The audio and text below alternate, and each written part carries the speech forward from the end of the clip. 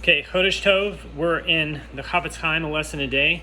We're in day 50. So from his book, Sefer Chofetz Chaim, this lesson is called In Summation. So this is basically a summary of when it's permissible to speak negatively about a person. So number one, it's permissible to speak negatively about a person when it's to help the person. Number two, to help anyone victimized by the person. Or three, to resolve major disputes.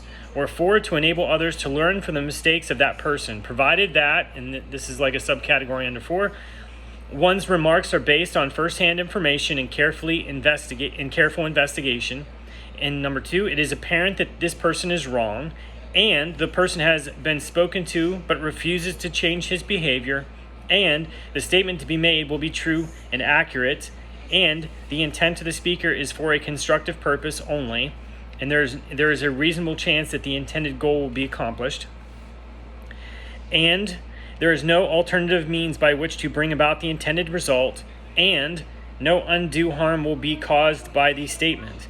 The illustrations presented below, as well as those to be discussed in the section on rechilut, or gossip, serve to clarify the application of these conditions. So, I was emphasizing all the ands between those. I was emphasizing the ands so that it's not in your mind an or. It's not an or, it's an and. They all have to be included. Okay, so the spies resorted to slander, causing aspirations upon our precious holy land. So, from his book Sefer Shmirat HaLashon, this lesson is called Despair and Slander. So it says, after the spies had scouted out the land, they became filled with despair. They told themselves, conquest of this land requires great and awesome merit. Our generation, which made the golden calf and committed other sins, surely lacks such merit. They convinced themselves that Hashem's promise to grant them the land was conditional on their being tzaddikim, righteous people, and they felt sure that such was not their status. And the Torah relates, Caleb silenced the people toward Moshe, saying, we shall surely ascend and conquer it, for we can surely do it. Bamidbar 13:30. So our sages explain that Caleb at first posed as an ally of the spies, so that they and the people would hear him out. He began, is that all that the son of Amram has done to us? Expecting a condemnation of Moshe, the people grew silent. Caleb then continued, he took us out of Egypt, split the sea, brought us the manna, gathered together the quail. This is according to Rashi from Soda 35a.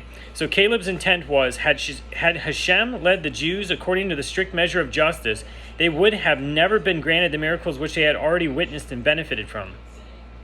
Even as the sea split, some demonstrated a weakness of faith. As it is written, they rebelled at the sea of reeds. Tehillim 106:7.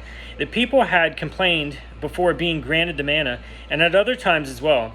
Caleb assured the people that just as they had earned God's compassion in the past, so too they would witness the fulfillment of his promise to bring them safely into Eretz Yisrael. The spies, however, were not convinced. Lest the people be swayed by Caleb's words, the spies resorted to slander, casting aspersions upon the precious, sacred land that was to have been eternal inheritance.